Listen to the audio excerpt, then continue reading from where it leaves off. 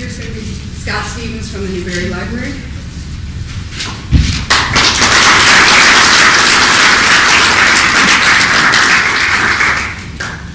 Thank you very much for having me here. My name is Scott Stevens. I'm a member of the Akwesasne Mohawk Nation, and I'm delighted to be here. I'm a member of the Bear Clan. I'm delighted to be here in Onondaga country, the capital of our confederacy, and very happy to be at LeMoyne College. It's my first visit here as well. I'm very happy. I want to thank the Onondaga community for their hospitality when I was down there the other day.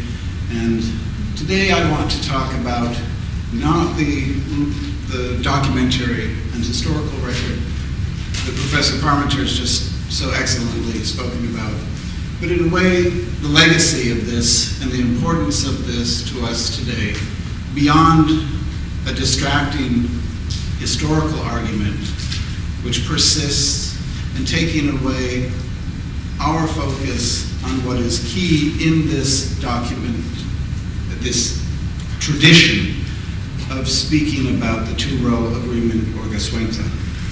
I don't have a lot of photos or anything, so I'm more going to talk about this in terms of, as I said, its legacy. When I first became aware of the attack mounted on the two-row campaign, the continued attack by Dr. Starna and co., it made me go back to the original essay in which they tried to invalidate this. And what struck me about it was the perverse focus on a problematic paper document and a general turning away from the long oral tradition and the validity of our culture's record keeping for ourselves. At what point, in what declension narrative about Indigenous culture do we, the descendants of those cultures, become the inauthentic representatives of ourselves? That's essentially the assertion being made. I have, in working with 17th century records in my own work, find remarkable occasion again and again. I would have liked to, if I knew I could programmatically set them out, I think I would have, because that is persuasive, of times when Europeans note how impressed they are with the detailed oral tradition and history accounts that they're hearing among Indigenous people throughout the Americas. Not just in Haudenosaunee territory, but through American Indigenous peoples they encounter in North America and in Latin America. So I began to wonder, when does the bar, as you said, get set so high in a way that we cannot overcome it? It's when it turns away from the validity of our traditions and makes them dependent on something foreign to our tradition. It reminds me in a perverse way of a book called The Ecological Indian. I don't know if any of you had the misfortune of reading that, but this book by an eminent scholar, an anthropologist at Brown University, Shepard Kretsch, sets up this notion of the ecological Indian based on his discomfort with that old advertisement with the Indian shedding a tear over a dump, good old ironized Cody. He's angry at this, Professor Kretsch, and he wants to say that Indians aren't good for the environment, Indians are bad for the environment. How so? Well, he wants to show proof of overhunting at certain points. If they're such ecologists, why did they overhunt? Dismissing the context of colonialism, new economies, new demands put on Indigenous resources, but also ignoring the fact that he's set up a false premise in the first place. Ecology. A neologism from the 1970s, practically. No Indians were ecologists. Most of our cultures reverence the creation and our resources, and in that way, I suppose, we are ecologists before the letter. But the sense that he's going to set up a topic foreign to us and then find us fall short of that bar seems a lot like what's going on with the historical record being used to somehow invalidate our oral traditions. You know, there's a great find in the early 20th century of materials from the Anglo-Saxon people in England called Sutton Hoo. Some very beautiful objects came from that. And I thought, what if someone came forward with a fake Sutton Hoo document? It looked pretty real, people got excited, worried over it for a long time, but it turned out to be a hoax. Would that invalidate all the rest of the materials found at Sutton Hoo? I don't think so. But we're being asked to think that whatever was going on with Dr. Van Loon is the key to understanding this.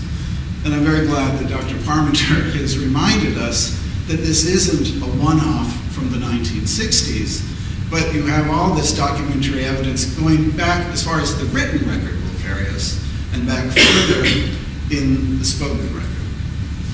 So I work at an archive. I work at the Newberry Library in Chicago, which happens to be one of the great historical archives of American Indian and Indigenous cultures in the world, because of collectors, and a collector in particular, who donated materials ranging from missionary records to explorers' accounts, but they are largely written records generated by Europeans, even though they are focused on Indigenous life.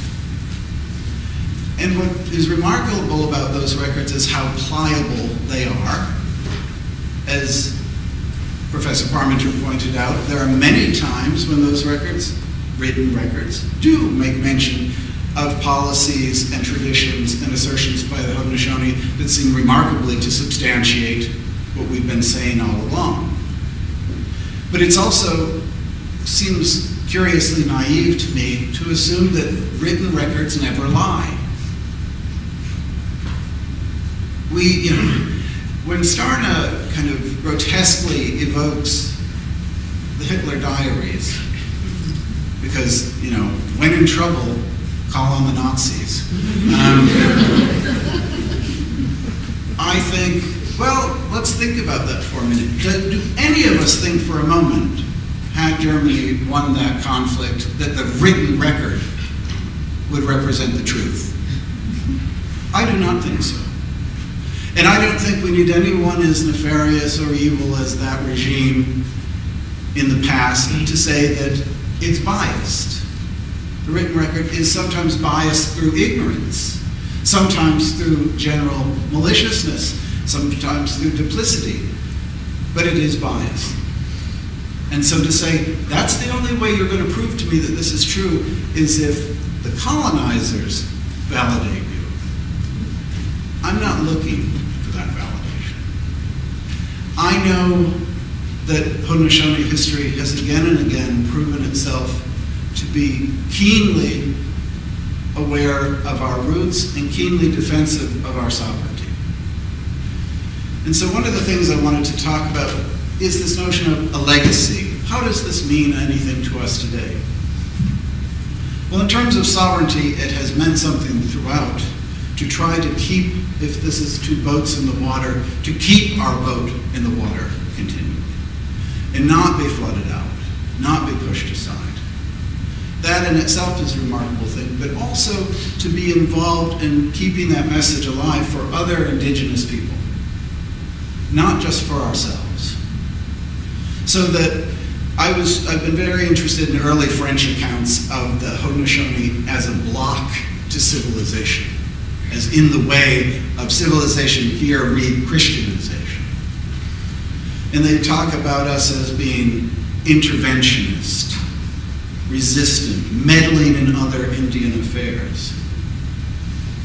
Well, maybe from our perspective, that is aligning ourselves with other native peoples, advising them on what we know from our experience. Yes, intervening in settler colonial projects. Yes, resistant, obstinate, the only way to maintain our cultural and political sovereignty. So I don't think it's strange when I see 18th century records of, say, the four kings going to London, and what are Haudenosaunee people doing in the British capital? They're doing what we've always done, engaging in diplomacy, engaging in speaking for ourselves, and speaking for our own interests. We don't always act as one. There are divisions within our communities. There were then, there are now. But there's a long tradition of what I would call Haudenosaunee internationalism, by which I mean acting outside of just the interests of our own region or people. So in the early 20th century, when the Cayuga leader Descahe went to the League of Nations, that shouldn't be a surprise to us, to argue for our sovereignty in North America. The League of Nations wouldn't let him speak to the whole General Assembly, but that movement is a symbol of the continued durability of our insistence on our sovereignty and our taking that argument to an international forum.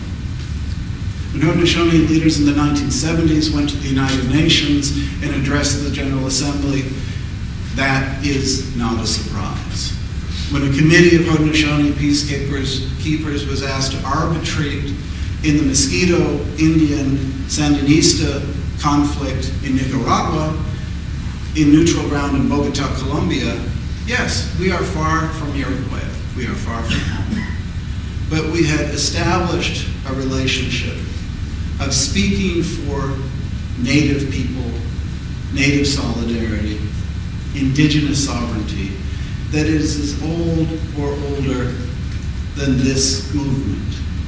We want to maintain our path. And sometimes it's not a path simply of two objects coexisting, two entities coexisting, but rather maintaining our existence in the first place. A final anecdote I'll give you is from my own experience.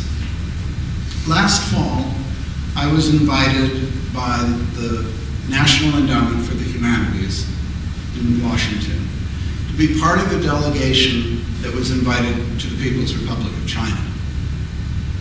And I said, why? What do they want? They said, well, this is the third bilateral cultural exchange between the Ministry of Culture in China and the National Endowment for the Humanities in the United States. In this year, they indicated they would like to have scholars from African American studies, Latino studies, American Indian studies, women's studies, and then digital humanities, because everyone's doing that now. So I said, well, I'd be honored to speak to them as a general audience.